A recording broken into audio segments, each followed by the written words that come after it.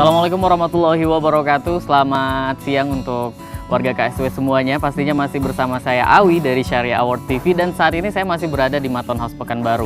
Tentunya kita akan melanjutkan perbincangan masalah bahayanya berhutang ya bersama Bapak Syamsul Arifin. Tadi kita sudah sampai ke poin yang kelima. Untuk review lagi nih, poin pertama itu tabiat buruk hutang adalah akan selalu bertambah. Nah, ini yang perlu diwaspadai. Dan tabiat yang kedua itu menjadikan kita gelisah di malam hari. Dan yang ketiga itu menjadikan kita hina di siang hari. Dan juga untuk keempat itu menjadikan seseorang yang memiliki hutang menjadi pendusta. Kalau berbicara dusta dan kalau berjanji itu ingkar. Itu dia poin yang kelima. Lanjut ke poin yang keenam, tanpa berbasa-basi lagi langsung kita tanya dengan Bapak Syamsul Arifin. Masuk kita poin ke-6 nih Pak. Iya. Jadi yang ke-6 itu Mas Awi. Assalamualaikum warahmatullahi wabarakatuh, sahabat KSW ya. Tabiat buruk dari utang yang ke-6 adalah mengalihkan fokus seseorang. Terutama sebagai seorang pengusaha, seharusnya fokusnya mengembangkan bisnisnya ya. Memperbaiki operasionalnya, meningkatkan penjualannya, membangun tim, menjaga keuangannya, terus membangun organisasinya ya. Akan tetapi bagi orang yang terbiasa berutang, fokusnya berubah, fokus untuk mikirin utang. Bener. Apalagi utangnya banyak ya, mulai kartu kredit, KTA, kredit modal kerja, cicilan rumah, cicilan mobil. Jadi setiap hari itu kerjaannya lihat tanggalan itu, tanggal sekian bayar, tanggal ini bayar ke sini, bayar segitu-gitu kerjanya. Jadi dia tidak akan pernah fokus ngurusin bisnisnya lagi. Begitu tidak fokus ngurusin bisnisnya, lama-lama bisnisnya turun dan turun. Tidak akan berkembang ya Pak? Iya, sementara utangnya naik. Itu dia bahayanya. Sampai pada level dia tidak sanggup membayar bahkan bunganya saja.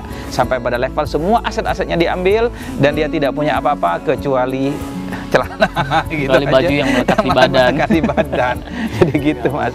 Itu naudzubillah min dzalik ya. Untuk poin yang kelima. Ya, yang kelima. Jadi berubah fokusnya. Yang harusnya fokus meningkatkan income, jadi fokus untuk membayar utang kerjanya. Jadi income menurun. Income menurun. Jadi mikirin utang aja itu. Begitu, kalau ketika ada meeting nanti nggak fokus, malah mikirin utang bukan mikirin perusahaan ya. Iya. Gawat. Itu poin yang ke-6. Nah, ini masuk kita ke poin terakhir nih Bapak Syamsul. Kira-kira apa nih poin? Nah, poin ke-7, utang itu menambah tekanan. Ya, menekan. Bahu jadi berat. Nah, jadi lebih berat. Nah, tekanan apa? Terutama tekanan psikologis, tekanan emosional. Begitu seseorang tekanan psikologis dan emosional ini berbahaya, Mas ya. Ketika dia di kantor bawaannya stres, bawaannya marah-marah aja ya. Ketika dia di rumah hal-hal kecil dengan istri berantem, dengan anak kerjanya marah-marah saja.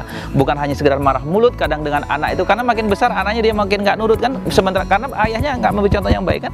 Nggak nurut, bukan hanya mulut, kadang tangan bahkan kaki dia bekerja untuk menginginkan anaknya. Tangannya menempeleng, kakinya menendang dan sebagainya. Jadi keluarganya itu makin berantakan kehidupannya biasanya ya. Bahkan ada beberapa kasus orang yang bercerai, keluarganya bapak pisah itu gara-gara problemnya keuangan terutama utang. Naudzubillah min dzalik. Iya. Mungkin sebelum kita akhiri ada closing statement untuk mengingatkan warga KSW nih Pak untuk agar ingin bahagia di dunia dan akhirat. Nah iya, oleh karena itu saya mengingatkan akan bahaya berutang ini. Jadi bahwa nggak ada bagus-bagusnya utang, nggak ada enak-enaknya ya. Utang bertambah, tambah beban, gelisah malam hari, hina siang hari. Dan yang luar biasa Mas, ini di luar itu semua, itu tabiat buruk, ada 2 hal lagi nih. Apa itu? Gitu, saya ingin bicarakan nanti di tempat lain. Oh nanti kita ke tempat lain ya, ternyata belum cukup sampai di sini. Karena masih ada 2 hal yang ini sebagai kunci kalau seseorang yang masih main-main dengan utang ya.